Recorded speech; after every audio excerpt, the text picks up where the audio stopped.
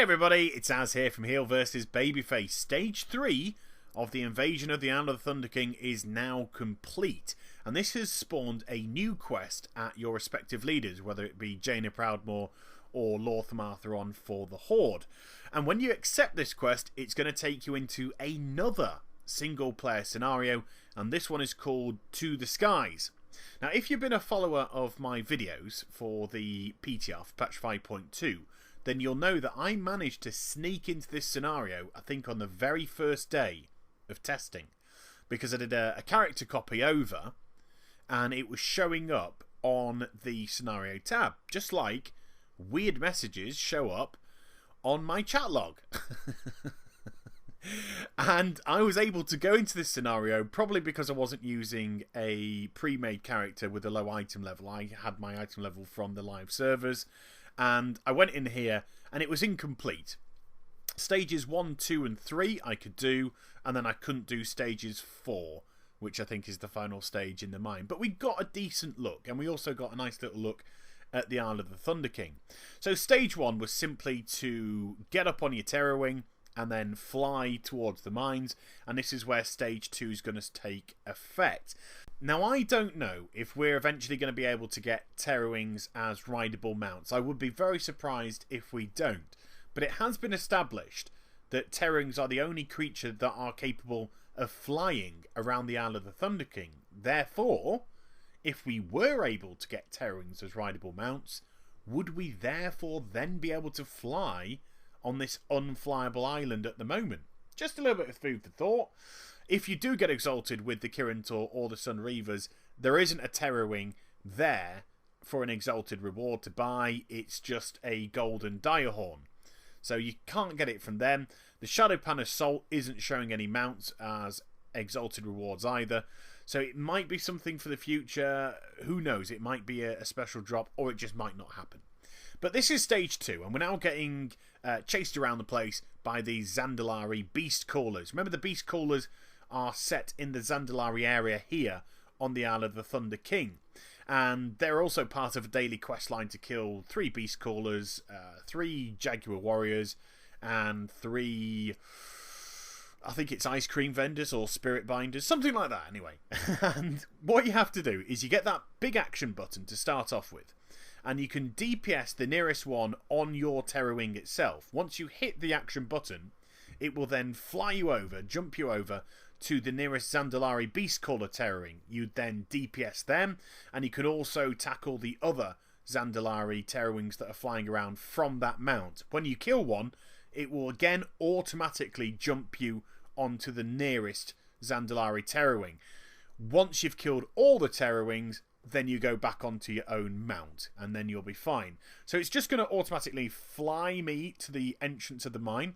Do remember, the first time that I did this, I was doing it in around 480 odd gear and also messing about. And because I was messing about a couple of times, if you don't DPS the Zandalari Beast Callers quick enough, they will actually fly you out either over the sea or over these rocks here and drop you. So you do have to make sure you kill them in decent time. But I don't think that's going to be a particular problem for anyone. But if you're thinking about doing this in, you know, a healer spec or a tank spec, just beware. I would probably advise going to a DPS spec for these single player scenarios anyway. But we're now going to get into stage 3, and we have the Beastmaster. You know, great name. And he has a bit of a waffle, which stops us from attacking him, and that's all I wanted to do because he was just boring me. And this fight is over before you know it. He seems to go down like stick. He really does. And he does this frost arrows. And what it does, puts that ring on the floor. Inside of that ring is just going to drop a load of the frost arrows. Just step out of it. They don't seem to do any damage. And I didn't see myself slowed either. But it's always best just to step out of this crap in case. And look at that. Dead before you know it. So that's stage 4 now. And this is where we meet up with our Shadowpan Assault member, which is Tao Shi. Now remember, Tao Shi is the person that we've been dealing with to enter the Troves of the Thunder King. It all seems to lead back to the Troves of the Thunder King, doesn't it? And I've got a little bit of a gripe. First of all, Shadowpan Assault, I think it's a bit of a weak faction, to be quite frank, because we've got Exalted with the Shadow Pan, or there'll be a lot of people now Exalted with the Shadow Pan. And we've still got Taran Zoo, who comes over with the Shadow Pan Assault, and now he's like, no, you're neutral with me now again. You spent all that time getting Exalted with the Shadow Pan, but now you're back to neutral, because recording this, the Shadow Pan Assault. So by sticking Assault on the end, we have to go back to neutral. It just doesn't ring right. I'd rather have seen a completely different Pandarian faction come in and lead the invasion. I know the Shadow Pan have been instrumental, but it just seemed a little bit weak. I know it's a small gripe, but there you go. And speaking of small gripes, while I just take care of the trash, it gives us talking points in the comments below, so hush.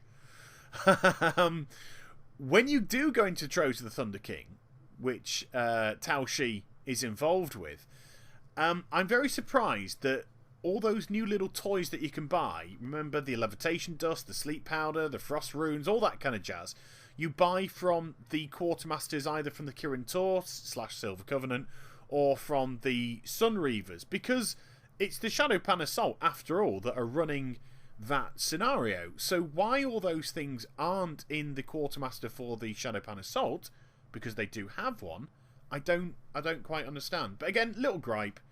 Something maybe to talk about in the comments below as we move to the very final stage of this fight, or this scenario I should say. And I've got to say, although the scenario is relatively good fun, I just found it very short.